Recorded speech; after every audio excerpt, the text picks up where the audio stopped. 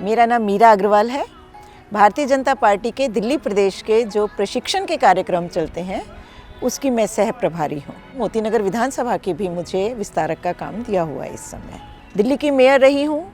1998 में दिल्ली की deputy mayor रही, उसके बाद स्टैंडिंग कमेटी की डिप्टी चेयरपर्सन रही, एजुकेशन की चेयरपर्सन रही, भारतीय जनता पार्टी की दिल्ली प्रदेश की उपाध्यक्ष, महिला मोर्चा की महामंत्री और इस तरह विभिन्न दायित्वों पर काम करते हुए अभी प्रशिक्षण का काम देख रही हूँ। मेरा जन्म मॉडल टाउन में, दिल्ली में मॉडल टाउन में ही हुआ और मेरे पिताजी एक व्यापारी परिवार में मेरा जन्म हुआ, लेकिन मेरे बाबूजी जो थे वो स्वतंत्रता सेनानी थे। 1947-46 में उनको एक बार कंधे पर गोली भी लगी थी। इस कारण से और राष्ट्रीय स्वयंसेवक के एक अच्छे कार्यकर्ता। तो हम लोग छोटे थे तब से ही जब आँख खुलती थी तो वो ये उथल पुथल उताल लहर पचना इस तरह के गीतों से ही हमारी आँख खुलती थी। मैंने मॉडल टाउन के स्कूल से 11वीं की, उस समय 11th होती थी। उसके बाद हिंदू कॉलेज से किया, दिल्ली यूनिवर्सिटी हिंदू कॉलेज से ग्रेजुएशन किया और फिर कैंपस लॉ सेंटर से LLB की। 1983 में LLB पूरी हुई। उसके बाद मैंने दिल्ली यूनिवर्सिटी स्टूडेंट्स यूनियन का चुनाव लड़ा और जीती। रामधारी सिंह दिनकर की कविता है और वो मेरे पूरी ज़िंदगी में मेरे को एक दिशा देने का काम किया है उसने। कविता ऐसे है कुछ, छोड़ो मत अपनी आन शीश कट जाए, मत झुको अनय पर भले व्योम फट जाए, 2 बार नहीं यमराज कंठ धरता है, मरता है जो बस एक बार मरता है, तुम स्वयं मरण के मुख पर चरण धरो रे, और जीना है तो मरने से नहीं डरो रे। मतलब ये है कि अपनी जो तुम्हारी सच्चाई है, जो तुम्हारी आन है या जो तुम्हारी इच्छा है, जो करने की ठानी है, उसे मत छोड़ो, चाहे आसमान भी फट जाए। और मत झुको अन्याय पर, अन्याय के सामने झुको मत, चाहे शीश कट जाए, क्योंकि यमराज 2 बार नहीं पकड़ता तुम्हारा गला, 2 बार नहीं यमराज कंठ धरता है, और मरता है जो वो एक बार मरता है। लेकिन उसके आगे फिर कहते हैं अगर जीना है तो मरने से नहीं डरो रे, तुम स्वयं मरण के मुख पर चरण धरो रे, कि भाई तुम खुद मौत से भिड़ो जाके तभी जी पाओगे, नहीं तो जीने नहीं देंगे लोग। तो ये मेरे को ये अच्छी लगी कविता। 9वीं क्लास में थी मैं, तो मेरे बाबूजी ने एक कंपटीशन में बोलने के लिए मुझे याद कराई थी और उसके बाद ये कविता मैं टाइम पर अभी भी सवेरे उठती हूँ तो कई बारी मन करता है तो बोलती हूँ। मेरे बाबूजी का नाम श्री रामविलास गुप्ता, वो आदर्शों वाले व्यक्ति थे, स्वतंत्रता सेनानी रहे, उस समय गांधी जी के मूवमेंट से जुड़े, लेकिन बाद में जब राष्ट्रीय स्वयंसेवक संघ के वो कार्यकर्ता बन गए तो फिर संघ में सारी जिंदगी रहे। और हम लोग तो छोटे से थे तो देखते थे, कहीं किसी से कुछ लेने की इच्छा नहीं थी उनकी, हम किसके लिए कितना कर सकते हैं ये भावना उनकी रहती थी। एक बार एक भिखारी आया और हम छोटे थे जैसे, तो बोला अरे हट्टे कट्टे काम क्यों नहीं करते भाई, जाओ। तो उन्होंने अंदर आने के बाद कहा कभी ऐसे नहीं बोलना, उसको तुमने कुछ देना है तो दो, नहीं देना है तो मत दो, लेकिन दुत्कारो मत किसी को। वो कभी किसी जानवर को भी दुत्कारने से मना करते थे, कहते कौन किस परिस्थिति में काम कर रहा है यू नेवर नो, इसलिए अगर तुम कुछ कर सकते हो तो करो, नहीं कर सकते तो भी ठीक है, पर उसका उपहास करना या उसको दुत्कारना या उसको हे दृष्टि से देखना वो गलत है। तो ये हमें हमेशा याद रहा। मेरी मम्मी सीधे सरल स्वभाव की थी, उनका नाम श्रीमती अंगूरी देवी था और बचपन में वो 3 साल की थी तो उनकी मदर गुजर गई थी, तो इसलिए उनमें उनके स्वभाव में बहुत ठहराव था। वो कभी किसी चीज़ को मना नहीं करती थी करने को। हालांकि जब हम लोग मैं पढ़ी उस समय लड़कियों की बहुत ज़्यादा शिक्षा का वो नहीं था, लेकिन उन्होंने कभी मना नहीं किया। हिंदू कॉलेज में मुझे एडमिशन लेना था और मेरे बाबूजी चाहते थे मेरी बड़ी सिस्टर क्योंकि लक्ष्मीबाई में पढ़ी थी कि किसी गर्ल्स कॉलेज में ले, लेकिन मैंने उनको कहा, मैंने कहा मुझे मेरी सहेलियां हिंदू कॉलेज में जा रही हैं, मुझे उसमें जाना है।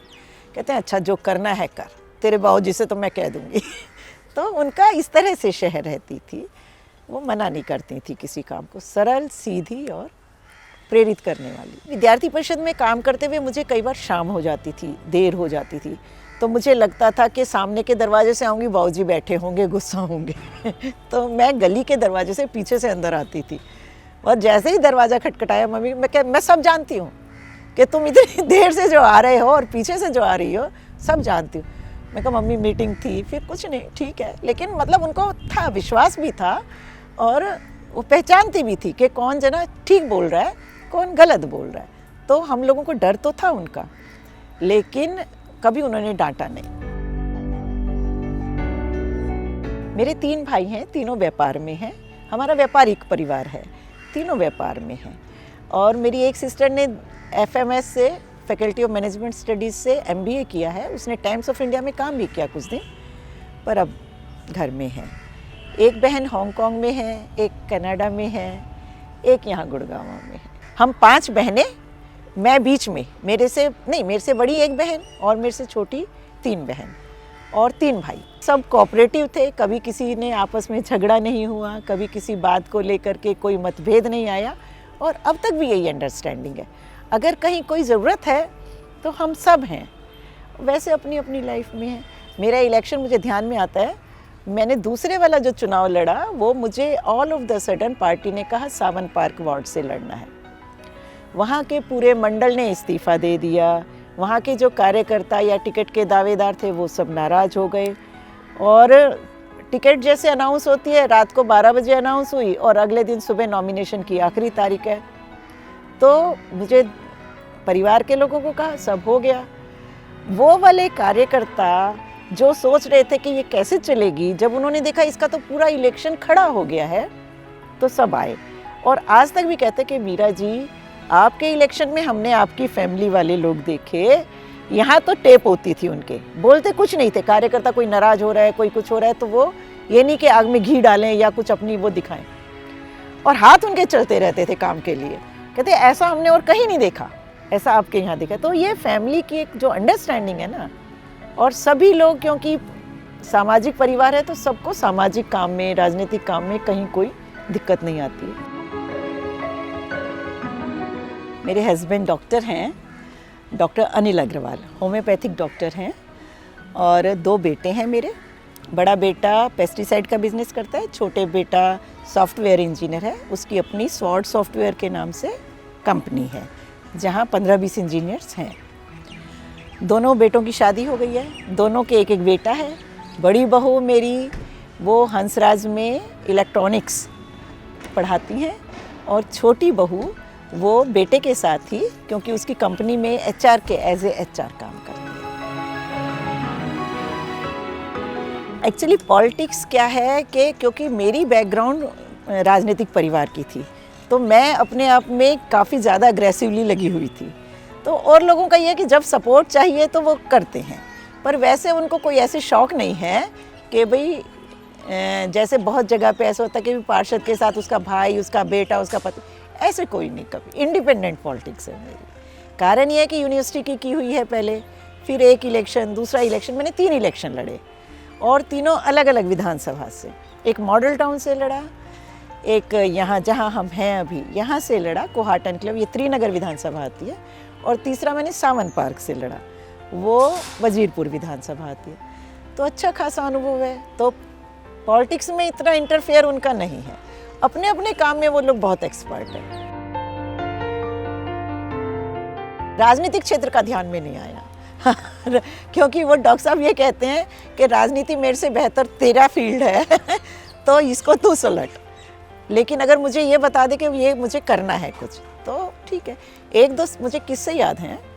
एक बार जैसे एक जगह का राउंड था, इंस्पेक्शन था, और मुझे पता था वहाँ पे ज़रूर कुछ ना कुछ विरोधी लोगों ने कुछ ऐसा तय किया हुआ था कि हूटिंग करनी है, क्योंकि मेयर की पोस्ट पे रही ना। तब मैंने कहा डॉक्टर साहब को कि मैंने कहा भाई वहाँ पे जाके और कुछ नहीं करना, आप लोगों को खड़े रहना है, क्योंकि हमारे कार्यकर्ता तो होंगे, बाद में तो वो बोलेंगे, लेकिन एक बार शुरू में अगर किसी ने कुछ बोला और उसको वहीं पे वॉच करके वो विजिलेंट रहने की वाली बात है। तो डॉक्टर साहब, दोनों बेटे, मेरे डॉक्टर साहब बहुत, हस्बैंड बहुत लंबे हैं और दोनों बेटे उससे भी लंबे हैं, तो वो लोग 3 जने जहाँ खड़े हो जाते हैं ना, वैसे ही माहौल थोड़ा शांत वाला रहता है, तो कुछ नहीं हुआ। फिर जिस समय मेरी शादी हुई ना, उस समय मैंने डूसू का इलेक्शन लड़ा हुआ था, और पूरी दिल्ली में दूसू दिल्ली यूनिवर्सिटी स्टूडेंट्स यूनियन, तो उनको बहुत लोगों ने कहा अरे भाई तू ये क्या कर रहा है, दूसू लड़ी हुई लड़की से इलेक्शन लड़ रहा है। बट ही सेज नहीं ठीक है मैं देख लूँगा। तो थोड़ा तो उन्होंने मैं देख लूँगा करके थोड़ा सपोर्टिव वाली बात थी, और थोड़ा मुझे भी ये था कि भाई एक आदर्श महिला वाली भी मुझे पोजीशन बनानी है। तो इस कारण से शादी के बाद 5-7 साल 10 साल मैं राजनीति में नहीं रही। 1984 में मेरी शादी हुई और मैं 1993 में महिला मोर्चा की, ओम प्रकाश कोहली थे प्रदेश के अध्यक्ष, वो पहले क्योंकि विद्यार्थी परिषद के भी थे, तो उन्होंने, उनका फ़ोन आया था एक दिन कि मीरा अब घर गृहस्थी से अगर फ्री हो गई हो तो अब थोड़ा सा फिर से देख लें। तो मैंने कहा हाँ अब ठीक है। तो साहिब सिंह जी और ओम प्रकाश कोहली जो आजकल वहाँ के गवर्नर हैं, गुजरात के गवर्नर हैं ना, वो उस समय दिल्ली प्रदेश के अध्यक्ष थे, और साहिब सिंह वर्मा जी, तो उस समय उन्होंने मुझे महिला मोर्चा का महामंत्री बनाया। जब संगठन में काम करना होता है, और उस समय के जो लोग थे, अभी बहुत ज़्यादा महिलाएं हो गई हैं, उस समय बहुत नहीं होती थी, रिजर्वेशन नहीं थी, कॉरपोरेशन में कोई रिजर्वेशन नहीं थी, तो वो लोग वो और ज़्यादा सपोर्टिव थे कि भाई अच्छा मीटिंग होगी तो शाम को नहीं, शाम की मीटिंग है तो मीरा को नहीं कहना, और इस तरह से था। तो घर में और उसमें कभी कोई ऐसे लगा नहीं कि कोई डिफरेंस आया है। और जब पहला इलेक्शन लड़ा रिजर्वेशन होने के बाद 1997 में, तब तक डॉक्टर साहब को भी आदत पड़ गई थी, बच्चों को भी आदत पड़ गई थी, और मुझे भी थोड़ा सा दोनों तरफ मिक्सअप करना आ गया था। ज़्यादा दिक्कत कब होती है, जब सीधे घर में रहते हुए और आपको एक बहुत बड़ा पोर्टफोलियो मिल जाए। मेरे साथ ऐसा नहीं हुआ। हालांकि दिल्ली प्रदेश की महिला मोर्चा की महामंत्री की जिम्मेदारी बहुत थी, लेकिन संगठन के लोग बहुत सपोर्टिव थे।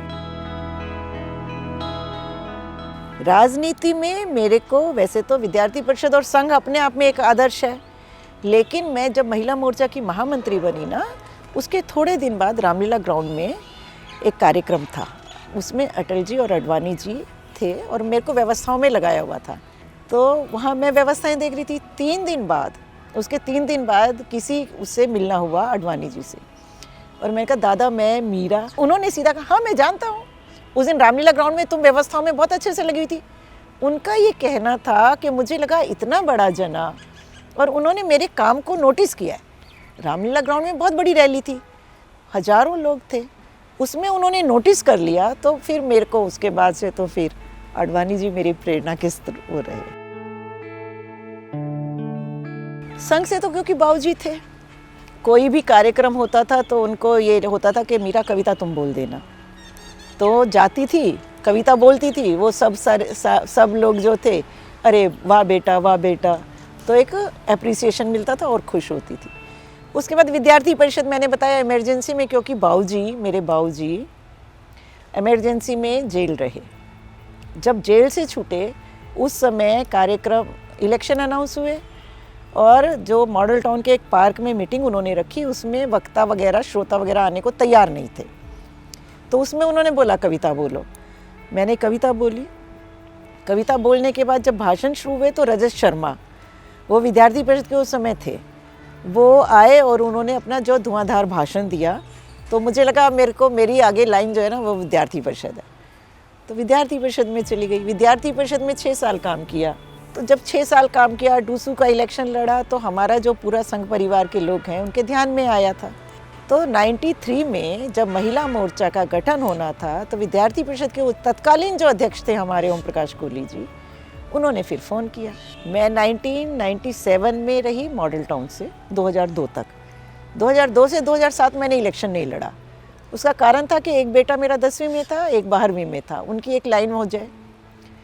उसके बाद फिर 2007 में लड़ा, तो मैं यहाँ से लड़ी कोहाट एनक्लेव से, वो भी जीती, और उसके बाद 2012 में लड़ी सावन पार्क से, वो भी जीती। 4 इलेक्शन लड़े हैं, चारों जीती हैं। बल्कि आखिरी इलेक्शन के बाद तो, क्योंकि वो सावन पार्क जो क्षेत्र है वो कहा जा रहा था सीट कमज़ोर है, जब वहाँ से भी जीत गई, मैंने बताया ना सब मंडल नाराज़, सब कोई नाराज़ थे, जब वहाँ से भी जीत गई तो लोगों ने ये कहना शुरू किया कि भाई इसको तो जहाँ मर्जी भेज दो, ये जीतेगी जीतेगी। एक्चुअली क्या है, मुझको लगता है कि अगर आपका किसी चीज़ के लिए निष्ठा है, आपका रुझान है, आपका इंटरेस्ट है, तो आपको कोई चीज़ बहुत ज़्यादा परेशान नहीं कर सकती। अगर आप निस्वार्थ भाव से लगते हो किसी चीज़ में तो बहुत ज़्यादा चैलेंजेस भी नहीं आते हैं। ये परेशानियाँ जब होती हैं जब आपके मन में तो कुछ और है, कैपेबिलिटी कुछ और की है और कर कुछ और रहे हैं। मेरे साथ ऐसा कभी नहीं रहा। मेरे मन में अगर राजनीति में मैं रही तो मेरे को राजनीति से कुछ प्राप्त करने का कभी मन में नहीं रहा कि मुझे राजनीति में कुछ मिले, यश मिले, पैसा मिले या कुछ और मिले, मुझे ऐसा कभी नहीं रहा। मुझे लगा ये एक पार्टी ने एक जिम्मेदारी दी है, लोगों ने मेरे को विश्वास प्रकट किया है तो मेरे से जितना हो सकता है मैं करूं, जो नहीं हो सकता मैं स्पष्ट रूप से मना करती थी। तो एक ये इमेज बनी कि भाई ये तो जो तुम जाओगे, जो काम हो सकता होगा वो तो ये करवाए बिना मानेगी नहीं, और जो नहीं हो सकता उसके लिए हाँ नहीं भरेगी। तो फिर मेरे को कहीं कोई दिक्कत आई नहीं जी ज़्यादा। देखिए वैसे तो कोई हर एक की लाइफ में कोई टर्निंग पॉइंट ऐसा कोई खास होता नहीं है, लेकिन 1993 में जब माननीय कोहली जी का फ़ोन आया कि मीरा तुम करोगी क्या बीजेपी में महिला मोर्चा में काम, उस समय तक मैंने सोचा नहीं था क्योंकि यूनिवर्सिटी टाइम में किया था, लेकिन 10 साल की शादी के बाद की जो ज़िंदगी थी वो बिल्कुल घरेलू थी। दोनों बेटे हुए, उनको देखना, उनको स्कूल भेजना, यही रूटीन था। ऑल ऑफ सडन फ़ोन आने से एकदम से अच्छा लगा थोड़ा, और फिर थोड़ी सलाह करने के बाद जब गई वहाँ पर और एक माहौल बहुत अच्छा मिला तो ज़िंदगी बदल गई। सक्सेस होने के लिए मुझे लगता है एक तो हार्ड वर्किंग तो है ही ज़रूरी, एक दूसरा अपनी जो जिम्मेदारियाँ हैं, जैसे मैं अपना देखती हूँ, अगर मैं शादीशुदा हूँ और घर है मेरा एक, तो घर की चीज़ों को, जिम्मेदारियों को, हर रिलेशन के प्रति, पति से, बेटे से, ससुराल वालों से, सबसे मधुर संबंध, पड़ोसियों से, सबके प्रति जो हमारी ड्यूटी है उसको अगर पूरा करता हुआ आदमी कोई अपना लक्ष्य निर्धारित करता है तो हार्ड वर्किंग के साथ। उठ तो मैं सुबह 5:30 बजे जाती हूँ, क्योंकि जब ये 15 साल की इलेक्टेड मेंबर वाली लाइफ रही तो 6 बजे से लोग आना शुरू हो जाते थे, तो 5:30 उठ करके वही आदत पड़ी हुई है। और जब बच्चे छोटे थे तब भी 5:30 उठती थी, उठती मैं शुरू से 5:30 हूँ। उठ के आधा पौना घंटा, अब क्योंकि टाइम खाली होता है तो 6 बजे से 7 बजे तक मुझे लगता है मैं थोड़ा योगा, व्यायाम ये सब करूँ। 7 के बाद 7:30 तक चाय वाय पी करके घंटे भर न्यूज़पेपर देखना, इतने में बेटे उठ के तैयार होके आ जाते हैं, उनसे गपशप करना। 9 से 11 फिर थोड़ा सा आसपास में मिलना या कोई फ़ोन्स देखना या जाना है कहीं तो वो बातें करना। उसके बाद 11 बजे से दोपहर में मैं अभी भी अशोक विहार जाती हूँ और एक मोती नगर विधानसभा का मुझे काम दिया हुआ है, वहाँ जाती हूँ। 2 बजे तक लगभग वो रहती हूँ। ट्रैवलिंग का शौक़ मेरे को काफ़ी था, लेकिन अब एज के साथ, क्योंकि मैं एक तो बहुत से देशों में भी गई हूँ और हिंदुस्तान की तो हर जगह गई हूँ, खुद ड्राइव करना उस समय से और जाना। इसके अलावा परिवार के साथ जो गई मैं वो सारे हिल स्टेशंस पे, शिमला, मसूरी, नैनीताल, ऊटी, साउथ में गए, बेंगलोर वगैरह, कश्मीर गए, यूरोप गए, एक बार मॉरिशस गए, दुबई गए और सिंगापुर गए। शौक मेरे को एक तो ये ड्राइविंग का, स्कूटर, मोटरसाइकिल, गाड़ी सब चलाया है उस समय में। हाँ, मुझे एक किस्सा भी याद आता है, क्योंकि अब काफ़ी लड़कियां चलाने लगी, अब इजी हो गया स्कूटी, पर जब मैं चलाती थी उस समय कोई ज़्यादा नहीं चलाते थे। तो एक किसी ने रेफरेंस देना था कि भाई कहाँ रहता है, कहते वो जो लड़की स्कूटर चलाती है ना उसके घर के पास रहता हूँ मैं। तो इस तरह से पूरे मॉडल टाउन में था कि मैं स्कूटर, मोटरसाइकिल अपनी चलाती थी। फिर गाड़ी चलाने लगे तो वो कम कर दिया, और वैसे स्पोर्ट्स का भी शौक रहा, थोड़ा थोड़ा सब रहा, लाइफ को अच्छा एंजॉय किया। भगवान में आस्था पूरी है, प्रकृति में पूरी आस्था है, लेकिन रूटीन जो है वो क्योंकि देशभक्ति की तरफ ज़्यादा हो गया तो ये धार्मिक उनमें इतना ज़्यादा नहीं रहा। लेकिन उसके अलावा फिर भी जैसे जो 12 ज्योतिर्लिंग हैं वो मैं गई हूँ। मेरे को शिव अच्छे लगते हैं। 97 में जब मैं बनी तो मेरे को बनाया स्टैंडिंग कमेटी का डिप्टी चेयरपर्सन। कम महिलाएं थी पढ़ी लिखी उसमें, तो मेरे को पहली बार में ही वो बना दिया। उस समय रिक्शा पॉलिसी, रिक्शा बहुत अनियंत्रित होती थी कि भाई एक संख्या में होनी चाहिए, उनके लिए ये स्टैंड होना चाहिए, वो रिक्शा पॉलिसी मैंने बनाई। उसके अगले साल मेरे को बना दिया एजुकेशन का चेयरपर्सन। तो हमारे बच्चे जो है प्राइमरी स्कूल के बच्चे टाट पट्टियों पे बैठते थे। उस समय मैंने पहली बार डेस्क की खरीदारी, मैंने कहा क्यों अभी तक इस समय तक भी बच्चे टाट पट्टियों पे बैठे। उन्होंने कहा मैडम जो बजट में हमने डेस्क के लिए पैसा नहीं रखा, ये नहीं वो नहीं। बट आई सेड नहीं, मेज कुर्सी के लिए जो टीचर्स के लिए पैसा रखा हुआ था, अलमारी मेज कुर्सी, वो मैंने कहा एक साल में कोई हर साल टूट नहीं रही है। तो उस बार पहली बार डेस्क खरीदे, सबको बहुत अच्छा लगा। डेस्क की फाइल किसी ने, एडिशनल कमिश्नर तक किसी ने रोकी भी नहीं। तो उसके बाद से ये हुआ कि बजट में डेस्क का प्रावधान होने लगा और धीरे धीरे दिल्ली के हर स्कूल में बच्चे डेस्क पे बैठने लगे। एक उस समय मैंने, क्योंकि मैं खुद सरकारी स्कूल से पढ़ी थी 5वीं तक MCD के स्कूल से, 6ठी में जो प्राइवेट स्कूल के बच्चे आते थे उन्हें ABCD सब आता था, हमें नहीं आता था। तो उस समय का जो कॉम्प्लेक्स था वो मैंने फील किया हुआ था। तो मैंने कहा हम अपने स्कूल में भी इंग्लिश लगाएंगे। तो 3री क्लास से जो इंग्लिश लगाने का मैंने उस समय काम किया। ये 2 चीज़ें मेरे को अपने जीवन में, मुझे लगता है वर्क सेटिस्फेक्शन मुझे देता है कि एक तो मैंने 3री क्लास से इंग्लिश शुरू करवाई और एक डेस्कों पे बिठाना शुरू कराया। देखिए अगर आप सामाजिक काम कर रहे हो तो आपके पास ऊर्जा की कमी नहीं है। कारण ये है कि जो लोग अप्रिशिएट करते हैं ना जब आपको, उससे आपको बहुत ताकत मिलती है। और अगर आप अच्छा काम करेंगे ना तो आप मानिए लोगों की नज़रें बता देती हैं कि वो आपको अप्रिशिएट कर रहे हैं या आपको घृणा की नज़र से देख रहे हैं। आप उनको समझना ही ना चाहें तो अलग बात है, लेकिन अगर आप कहीं कुछ करते हैं तो आपको वर्क सेटिस्फेक्शन अपने आप जो मिलती है उससे भी, और जो लोग आकर के अप्रिशिएट करते हैं उससे भी आपको ताकत मिलती है। मेरा ये मानना है। मैं जिस फील्ड में हूँ, इलेक्टेड मेंबर हूँ, तो मेरे को उस समय जो लोगों से जो व्यवहार होना चाहिए वो है। मैं संगठन का काम कर रही हूँ तो उस समय मेरा समाज में जो रोल होना चाहिए वो है। इसके अलावा मेरे को ऐसे नहीं लगता कि मैं किसी और चीज़ से बहुत ज़्यादा इन्वॉल्व हूँ या करूँ। वैसे तो देखो मुझे ज़िंदगी में सेटिस्फेक्शन है, मुझे पार्टी ने भी बहुत दिया है। कोई ऐसी पोस्ट छोड़ी नहीं जो नहीं दी हो। बहुत कम महिलाएं हैं जो 3 बार इलेक्शन लड़ाया, जिनको मुझे लड़ाया है। लेकिन अब आगे भी अगर कोई इस तरह की बात होगी तो मेरे को कहीं कोई मनाही नहीं है।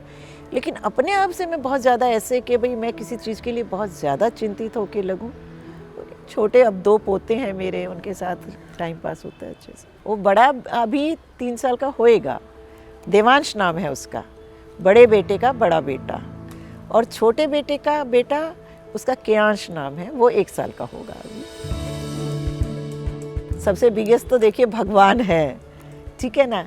मेरे बाबूजी का बहुत, जिन्होंने ये डेवलपिंग इस तरह की करी कि कॉन्फिडेंस बहुत रहा वो। उसके बाद परिवार तो है ही, ये तो है ही, वे हस्बैंड बच्चे ये लोग सपोर्टिव हैं। लेकिन मुझे लगता है कि जो शुरू से जो एक कॉन्फिडेंस देने का काम किया, जो एक उसको बिल्ड करने का काम किया पर्सनैलिटी को, वो मेरे बाबूजी ने किया। मोदी जी को मैं बहुत पहले से मैंने देखा है काम करते हुए, जब वो दिल्ली में थे यहाँ। उस समय मैं डिप्टी मेयर थी। मेरे को एक किस्सा याद आता है। हमने लाल किले में अटल जी जब प्रधानमंत्री बने तो लाल किले पे उनका पब्लिक रिसेप्शन किया। MCD का एक काम होता है कि कोई बने तो पब्लिक रिसेप्शन कर सकते हैं, तो हमने अटल जी का किया। उस समय मैंने मंच संचालन मैंने किया क्योंकि मैं डिप्टी मेयर थी। अच्छा, नीचे ऑडियंस में बैठे होंगे मोदी जी भी होंगे, मैं उस समय तक नहीं परिचित थी। उसके फिर 3-4 दिन बाद वो कार्यालय में बैठे थे तो किसी ने कहा ये नरेंद्र मोदी हैं, प्रचारक हैं। तो मैंने उनको, और वो संगठन मंत्री भी थे या वो, तो मैंने कहा मोदी जी नमस्ते, मैं मीरा। कहते हाँ मैंने देखा था, मैं जानता हूँ। तो मुझे वो वाला सेंटेंस अब तक भी, मैंने कहा प्रधानमंत्री हो गए हैं लेकिन उन्होंने एक टाइम पे ये कहा था कि हाँ मैं जानता हूँ। लोगों के बारे में चिंता करना, उनके लिए कुछ ना कुछ, देश के लिए तो है ही, राष्ट्र के लिए काम को सर्वोपरि मान के बिना थके मेहनत करने वाला कोई शख्सियत जिसको कहते हैं, वो उस तरह की शख्सियत। अमित शाह जी से मेरा बहुत ज़्यादा नहीं है। मैंने उनको व्यक्तिगत रूप से नहीं देखा, लेकिन जिस तरह की उनकी योजनाएं बना रहे हैं वो, जिस तरह लोग बोलते हैं, उससे मुझे लगता है कि वो काफ़ी अच्छा वो संगठनकर्ता, कुशल संगठनकर्ता है। पार्टी को एक सीमा तक अटल जी अडवाणी जी लेके गए। उसके बाद मोदी जी और अमित भाई ने जिस तरह से संगठन को व्यापक रूप दिया है, हर एक को जोड़ो, नई नई योजनाएं देनी, धरातल पर इतनी नई योजनाएं देते हैं कि अगर वो व्यक्ति वो काम कर लें, कार्यकर्ता, तो कोई कहीं 20 साल 25 साल बीजेपी जाएगी नहीं। इस तरह की योजनाएं सोचना, करना, निरर्थक, लगातार बिना थके, तो यही अमित जी का। अटल जी बहुत अच्छे व्यक्ति, बहुत कुशल राजनीतिज्ञ और भावुक और स्नेह वाले करने वाले। हमारी कपड़े की दुकान थी मेरे बाबूजी की, मैंने बताया ना, कई व्यापारी हैं, तो कपड़े की बिन्नी का शोरूम, और वो हमारी दुकान पे कई बार आए अटल जी। और मतलब बाबूजी से अच्छा था उनका, मेरे बाबूजी भी उसी समय के कार्यकर्ता, दुकान पे कई बार आए। तो मैंने देखा बिल्कुल सरल भाव में काउंटर के इधर स्टूल पे बैठ कर के, जब भी राष्ट्रीय अध्यक्ष थे वो बीजेपी के, चाहे वो बात है 70s की, लेकिन राष्ट्रीय अध्यक्ष तो थे ना, बड़े नेता तो थे, लेकिन सरल सहज भाव से काउंटर के इधर बैठना, बाबूजी उधर बैठे हैं, अच्छा रामबिला जी चाय मंगाओ, इस तरह के। तो मतलब एक अच्छी वो रहा, बहुत ही अच्छे व्यक्ति। मुझे पुराने गानों का बहुत शौक है सुनने का, अभी भी अच्छे लगते हैं, याद भी है मुझे ज़्यादातर। और लेकिन पिक्चरें आजकल की मुझे कम पसंद है, थीम बेस्ड पिक्चर्स अच्छी लगती हैं। मुझे लगता है वैसे तो हमारा युवा बहुत ही अच्छा और एक्टिव है, लेकिन कई बार क्या होता है कि लक्ष्य के बारे में वो इतना क्लियर विज़न नहीं है। एड्स का ज़माना है, सोशल मीडिया का ज़माना है, तो भ्रमित भी हो जाता है। मुझे लगता है अपने मन में कंसेप्ट क्लियर रख करके अपनी ऊर्जा को सकारात्मक रूप से अगर वो लगाएंगे तो sky will be the limit.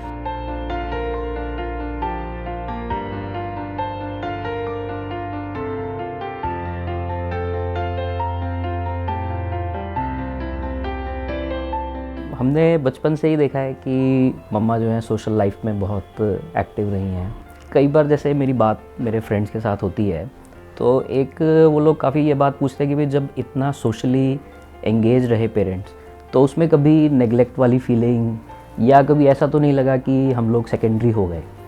तो उसमें मैंने उनको भी कई बार ये बात बताई है कि इतना बिज़ी होने के बावजूद उन्होंने जिस तरह से अपना सारा वर्क शेड्यूल और अपनी सारी प्रायोरिटी सेट करी, उसमें मेरे को और मेरा छोटा ब्रदर है संभव, हमें कभी भी ऐसा नहीं लगा कि कहीं हम नेगलेक्ट हो रहे हैं या कहीं हमारे को कोई प्रॉब्लम फेस हो रही है क्योंकि मदर या फादर अवेलेबल नहीं है, वो कहीं और बिज़ी हैं।